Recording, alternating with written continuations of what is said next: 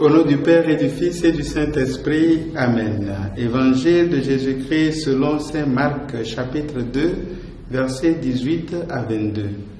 En ce temps-là, comme les disciples de Jean le Baptiste et les pharisiens jeûnaient, on vint demander à Jésus: pourquoi, alors que les disciples de Jean et les disciples des pharisiens jeûnent, tes disciples ne jeûnent-ils pas? Jésus leur dit: les invités de la noce pourraient-ils jeûner pendant que l'époux est avec eux? Tant qu'ils ont l'époux avec eux, ils ne peuvent pas jeûner. Mais des jours viendront où l'époux leur sera enlevé, alors ce jour-là, ils jeûneront. Personne ne raccommode un vieux vêtement avec une pièce d'étoffe neuve. Autrement, le morceau neuf ajouté tire sur le vieux tissu et la déchirure s'agrandit. Ou encore, personne ne met du vin nouveau dans de vieilles outres, car alors le vin fera éclater les outres, et l'on perd à la fois le vin et les outres. À vin nouveau, outre neuve. Acclamons la parole de Dieu. Louange à toi, Seigneur Jésus. Frères et sœurs en Christ, bonjour et heureuse année. Il me semble que c'est la première fois que nous nous rencontrons en cette année 2021, que je souhaite remplir de grâce et de bénédiction pour chacun de nous, que l'Esprit du Seigneur nous accompagne pour que nous puissions nous identifier chaque fois plus à celui qui est venu prendre notre nature pour nous sauver. Eh bien, le texte qu'on nous propose en ce jour, où nous commençons d'ailleurs la semaine de l'unité pour les chrétiens, dont le thème est « Ce n'est pas vous qui m'avez choisi, c'est moi qui vous ai choisi », nous aide à mieux comprendre qui nous sommes. Nous sommes des personnes choisies par Dieu, consacrées par lui et envoyées par lui pour accomplir une mission en son nom. Et lorsque nous sommes dans cette mission, on nous posera des questions, les mêmes qu'on a posées à Jésus et à ses disciples. Et aujourd'hui, la question, elle est une question accusatrice. On dit pourquoi? Pourquoi? Beaucoup de fois, on va nous demander aussi pourquoi. Mais si ce sont des pourquoi, c'est sur des sujets importants, sur des sujets de foi, il n'y a pas de problème. Nous devons réfléchir, nous remettre en cause. Mais ici, on pose la question pourquoi les autres jeûnent et vous ne jeûnez pas? Mes frères et sœurs, l'essentiel, ce n'est pas de jeûner, non. L'essentiel, c'est de se convertir, c'est de choisir Jésus, c'est d'accepter Jésus et c'est d'essayer de vivre avec lui en adoptant ses attitudes à lui. Alors, Jésus, lui, il ne rentre pas dans le piège de ce pourquoi-là. Il vient se présenter.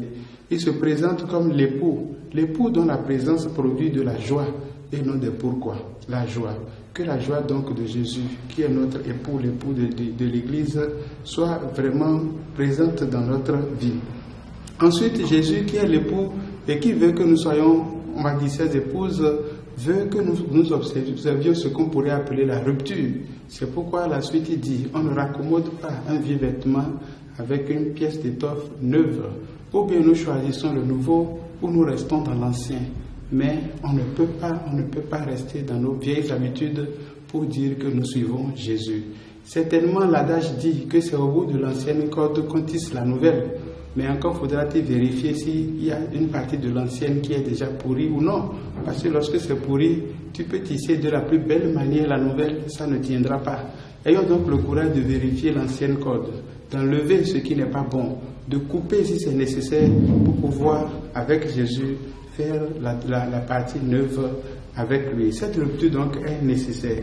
Cet époux aussi, qui vient à nous, peut nous aider aussi à prendre conscience d'un certain nombre de choses. Et aujourd'hui, je voudrais attirer l'attention des époux, pour qu'ils revoient un peu leur attitude, leur manière de gérer la vie au sein de leur famille.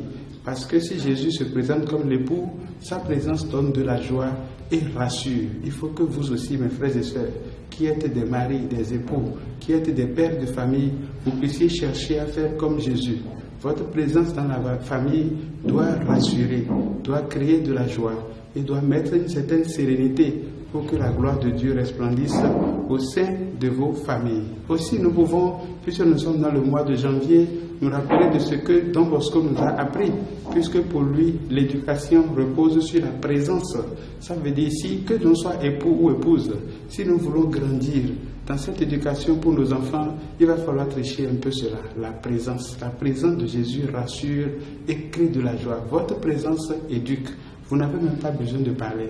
Donc s'il y a un effort que je voudrais vous demander au début de cette unité, de cette semaine de prière pour l'unité des chrétiens, c'est que pour être unis, il faut être rassemblés. Alors donnez du temps à votre famille, rassemblez-vous, restez un peu ensemble, parce que la présence physique fait partie des éléments nécessaires pour que la famille soit consolidée. Que Dieu vous bénisse, mes frères et sœurs, et qu'il vous accorde une journée sainte remplie de grâce et de bénédictions maintenant et pour les siècles des siècles. Amen.